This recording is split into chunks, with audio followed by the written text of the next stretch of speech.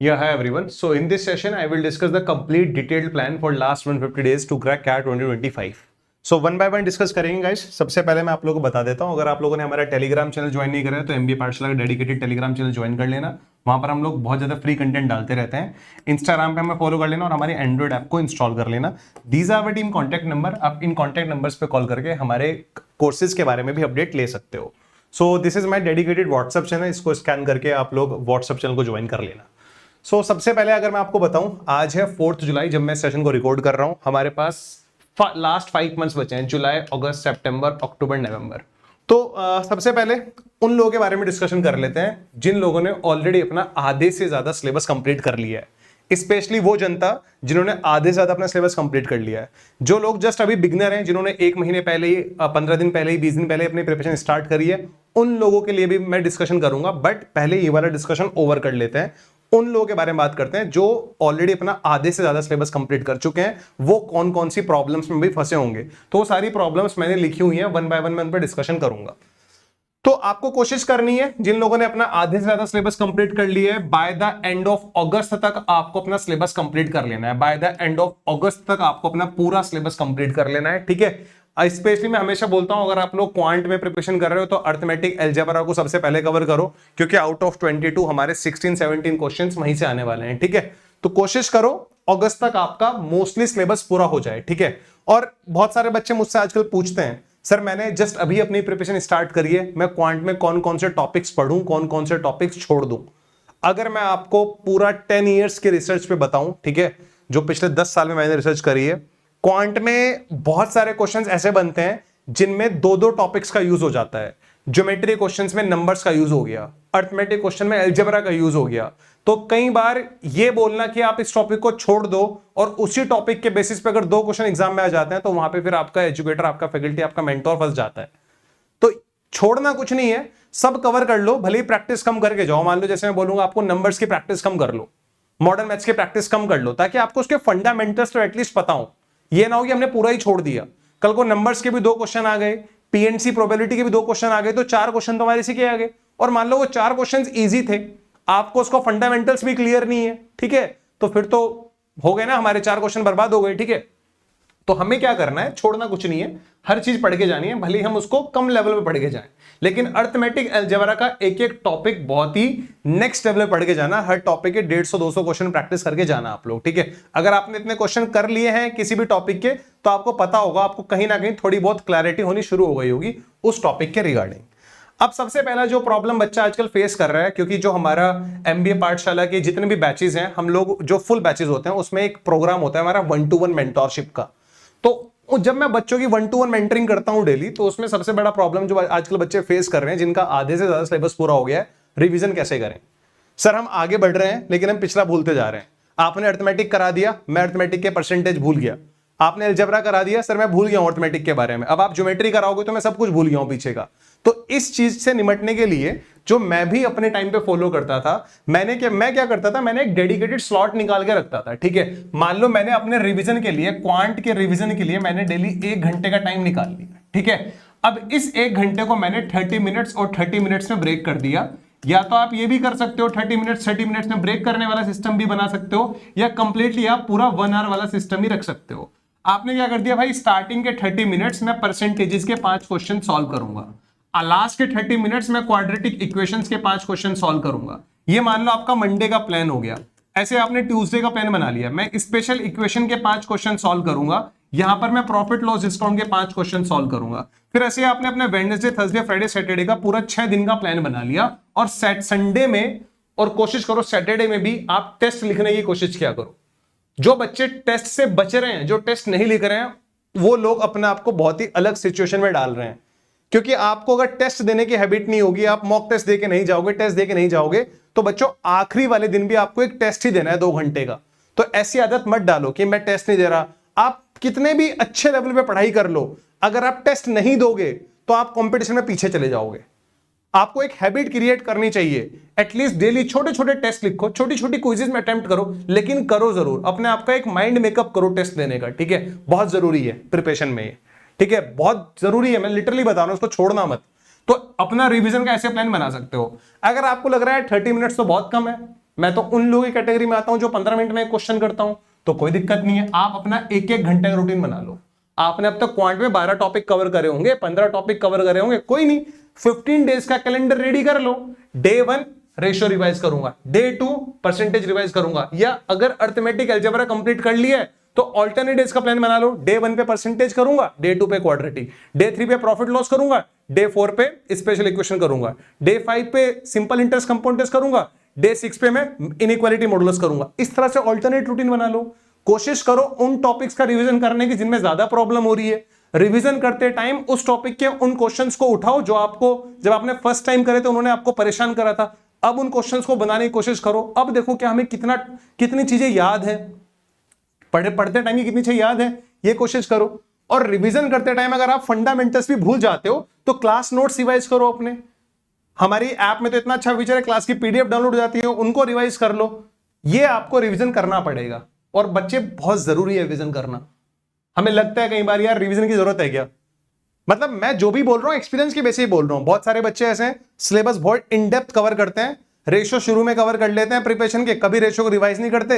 Exam में mock test में easy से इजी क्वेश्चन आ रहा है रेशियो का, वो भी हमसे नहीं बन पा रहा। क्यों नहीं बन पा रहा? क्योंकि भाई वो तो जनवरी में पढ़ा था, मॉक दे रहे हैं सितंबर में, एक भी क्वेश्चन नहीं बन पा रहा उस टॉपिक से। क्यों नहीं बन पा रहा? क्योंकि रिवीजन नहीं करा हमने कभी उस टॉपिक को, तभी पढ़ा था, उसके बाद कभी नहीं पढ़ा। तो रिवीजन एक बहुत ही इंपॉर्टेंट रोल प्ले करेगा आपके मॉक्स के स्कोर में।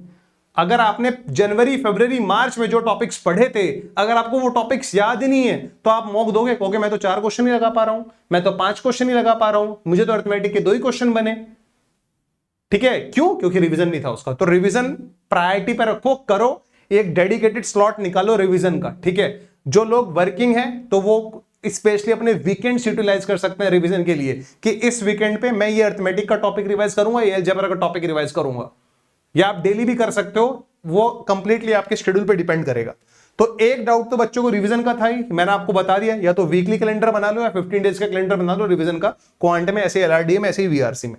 दूसरा, सर मॉक्स कब देने हैं? भाई देखो, अगर आपको सीरियसली कैट 2025 में पहली बार और आखिरी बारी कैट क्रैक करना है तो हमारे पास 150 डेज से भी कम टाइम बचा है। आपको कम से कम 20 to 25 मॉक्स देने चाहिए अपने एग्जाम देने जाने से पहले। अगर आपको ये टारगेट अटेम्प्ट करना है तो बच्चे आपको हर 5th डे मॉक लिखना पड़ेगा, आपको हर 5वें दिन मॉक लिखना पड़ेगा अगर आपको 20-25 मॉक देने हैं। ठीक है, अगर आपको लगता है सर 5वें दिन तो थोड़ा ज्यादा हो जाएगा, तो अभी आप एक हफ्ते का गैप ले लो। एवरी संडे मॉक लिखूंगा, एवरी संडे मॉक लिखूंगा, फिर जुलाई में एवरी संडे लिख लो, 4 मॉक दे दोगे। अगस्त में ऐसा कर लो कि मैं हर 6वें दिन मॉक लिखूंगा। जैसे मैंने मंडे को लिखा, अब मैं संडे को लिखूंगा, फिर मैं फ्राइडे को लिखूंगा। इस तरह से अपना एक मॉक से शेड्यूल बना लो। मतलब कोशिश करो, अगर मैं आपको बताऊं, जुलाई, अगस्त, सितंबर, अक्टूबर, नवंबर की, ठीक है, जुलाई में कोशिश करो 4 मॉक्स कम से कम देने की।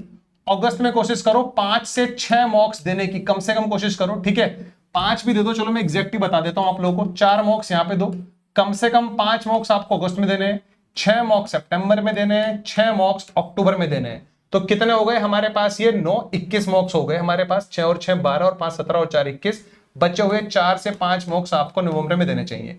अगर आप यहां पे भी 5 मॉक्स दोगे, यहां पे भी 5 मॉक्स दोगे, तो आपको ये नंबर्स बचे हुए एक मॉक्स का नवंबर में ऐड करना पड़ेगा, क्योंकि मॉक्स भी देने हैं, सेक्शनल्स भी देने हैं। ये जरूर मेंटेन रखना, कम से कम 20 मॉक्स तो देके जाना ही है। अगर आपको लग रहा है सर मैंने तो अभी प्रिपरेशन स्टार्ट करी है, 2 महीने हुए हैं, तो मैं कहूंगा एटलीस्ट जुलाई में 2 मॉक तो लिखो, 2 मॉक लिखो जुलाई में। अगस्त में एटलीस्ट 3 मॉक्स लिखो, सितंबर में 4-5 मॉक्स लिखने की कोशिश करो, क्योंकि तब तक थोड़ा सिलेबस भी पूरा हो जाएगा। लेकिन मॉक्स लिखो। शुरू के 2-3 मॉक्स पे अपने स्कोर के बेसिस पे खुद की प्रिपरेशन को जज मत करो, सबका लो आता है।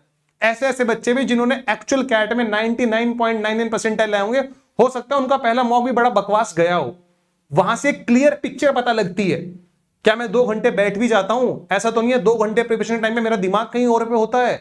हमें एक पिक्चर क्लियर हो जाती है कि मॉक में मेरी सिचुएशन क्या है, भाई कहां पे हूं मैं, क्वांट में कितने क्वेश्चन कर पाता हूं, एलआरडीए में कितने सेट बना पाता हूं, वीआरसी में कितने, आरसी कितने वे क्वेश्चन सॉल्व कर पाता हूं। तो एक पिक्चर क्लियर हो जाती है, वहां से हमें हो सकता है बहुत अच्छा मोटिवेशन मिले कि यार अभी तो बहुत कुछ पढ़ना है। हो सकता है हमारा स्कोर बहुत अच्छा आ जाए, हमें लगे यार सही चल रही है प्रिपरेशन। शुरू के 2-3 मॉक्स देके देखा है, मॉक्स में बहुत अच्छा परफॉर्म कर रहे हैं, क्योंकि सिलेबस कंप्लीट करना और मॉक लगाना दोनों अलग अलग चीजें हैं, ये आप समझो इस चीज को, ठीक है।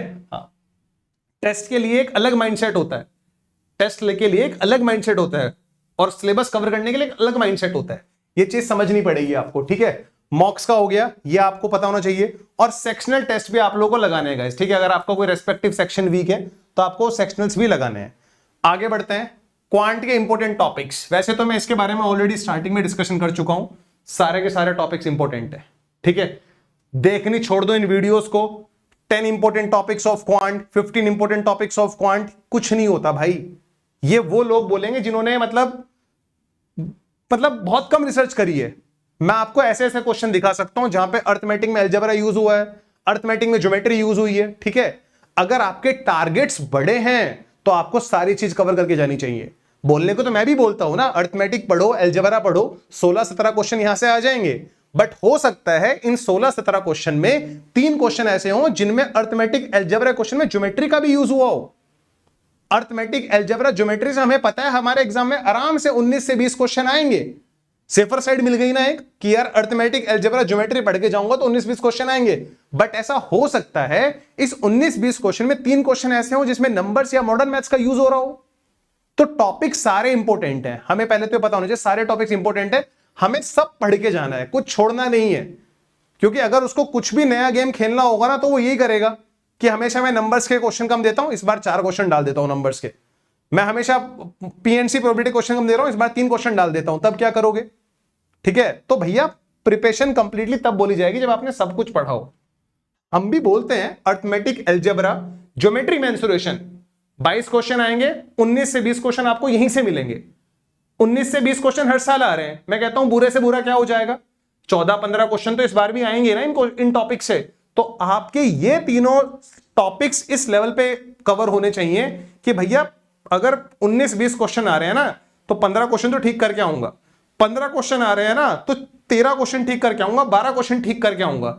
इस लेवल के आप पे इन टॉपिक की कमांड होनी चाहिए, आपको करने चाहिए अगर आप सीरियस कैट एस्पिरेंट हो। लाइफ टाइम नहीं पढ़ना कैट का सिलेबस हमें, ठीक है। इसी साल पढ़ना है और इसी साल क्रैक करना है, तो ढंग से पढ़ेंगे, कंजूसी मत करो।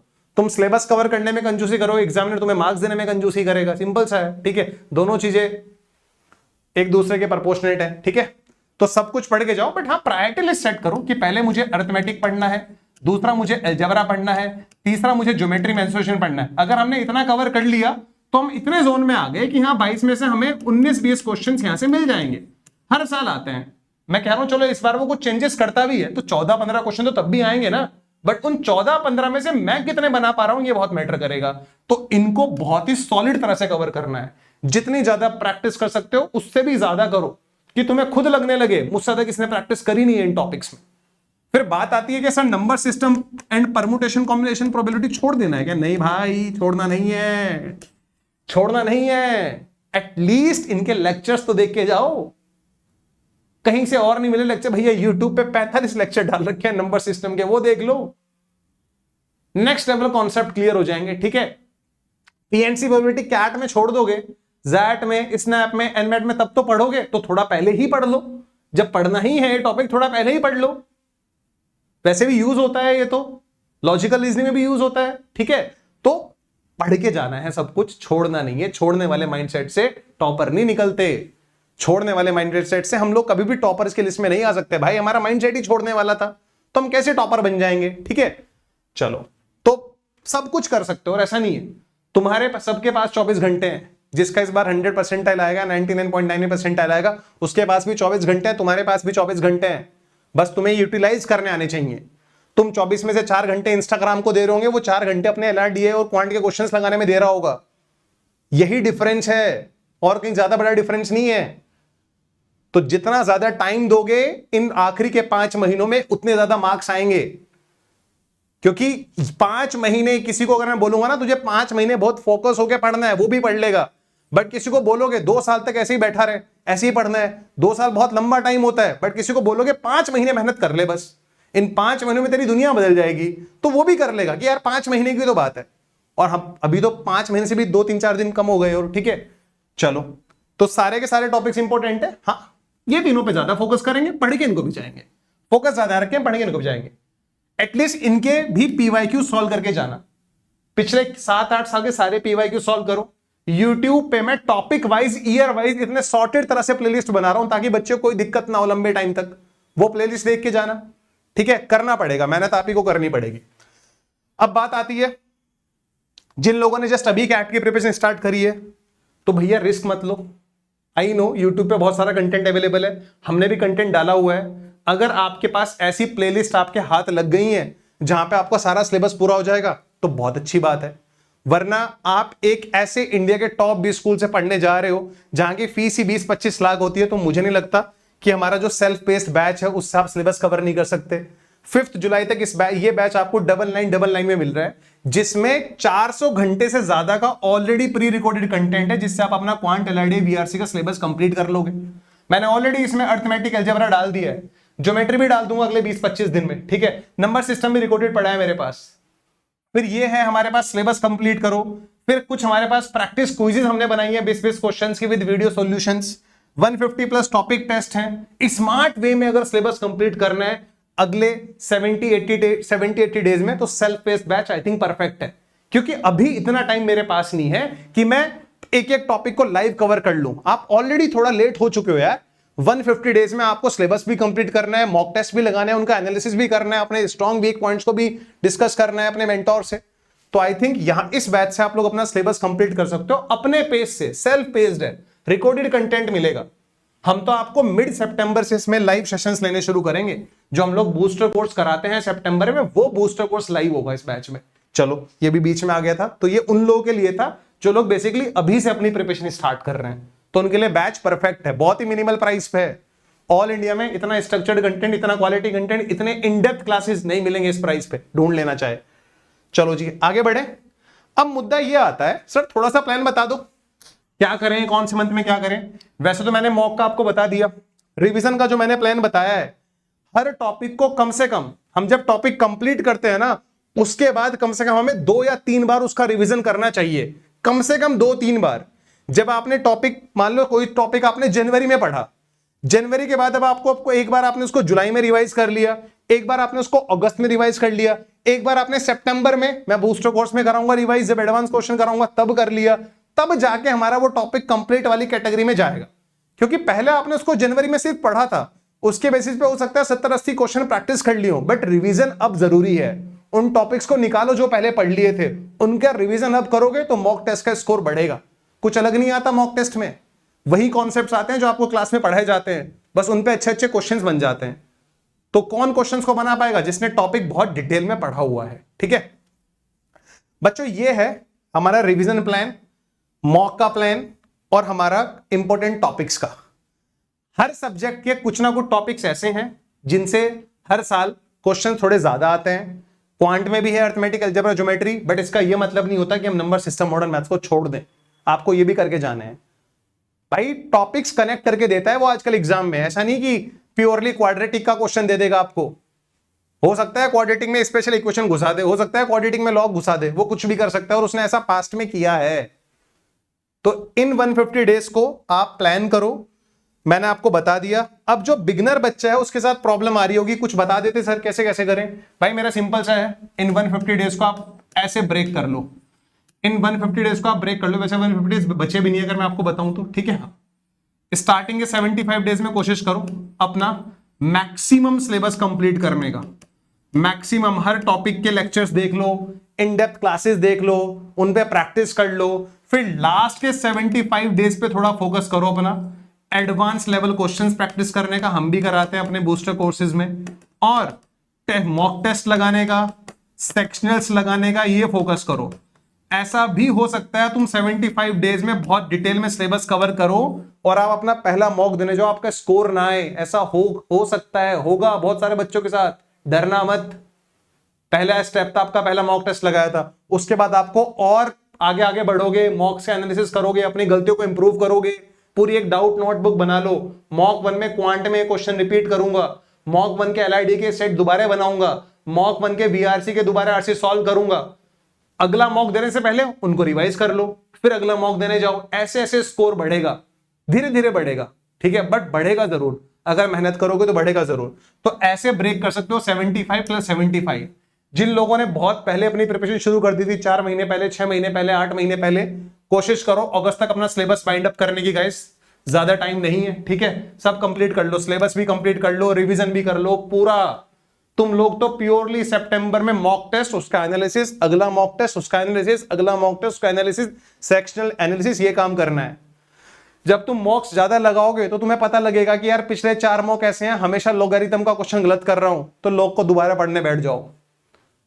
ऐसे तुम्हें एलआरडीए में, ऐसे तुम्हें वीआरसी में भी अपने वीक टॉपिक्स पता लगेंगे, तब उनको रिवाइज करना, ठीक है। तो ये मेहनत आपकी रिपीटेड मोड पे होनी चाहिए।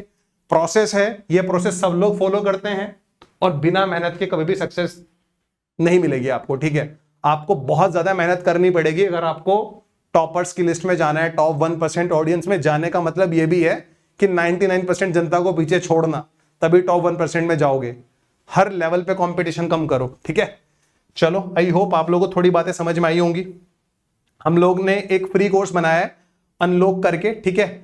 इसमें हम लोग, हमारे जो फैकल्टी मेंबर हैं, हितेश सर हैं, ठीक है, विजय सर हैं, हम लोग कुछ क्विज़ में डालते रहते हैं। तो आप इस कोर्स में एनरोल कर लेना, स्पेशली आप भले भी किसी कोचिंग के इंस्टीट्यूट हो, कहीं पे भी हो, इसमें आपको फ्री कंटेंट मिलेगा। दूसरी बात, आप लोग टेस्ट सीरीज को लेकर अगर कंफ्यूजन है तो आप एमबीए पाठशाला की टेस्ट सीरीज ज्वाइन कर सकते हो, जहां पर आप लोगों को हर एक मॉक का वीडियो एनालिसिस मिलता है, ठीक है। ये पैकेजेस हैं डिफरेंट डिटेल में, आप लोग इस लिंक पे जाके चेक कर लेना।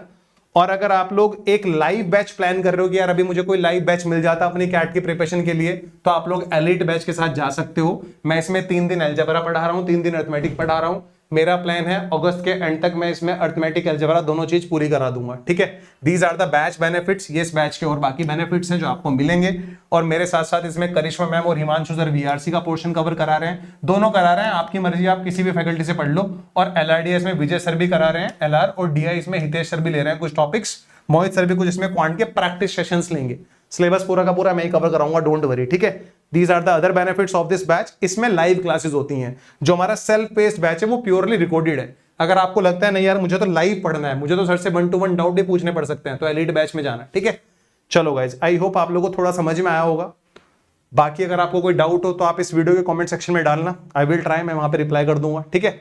और ये सारी की सारी जो प्लेलिस्ट है मेरी, अर्थमेटिक की प्लेलिस्ट, अलजेब्रा की प्लेलिस्ट, नंबर सिस्टम की प्लेलिस्ट, इस वीडियो के डिस्क्रिप्शन में डलवा दूंगा, और कैट के पीवाईक्यूज वाली प्लेलिस्ट भी, ठीक है। चलो मिलते हैं फिर नेक्स्ट वीडियो में, तब तक के लिए बाय बाय, टेक केयर।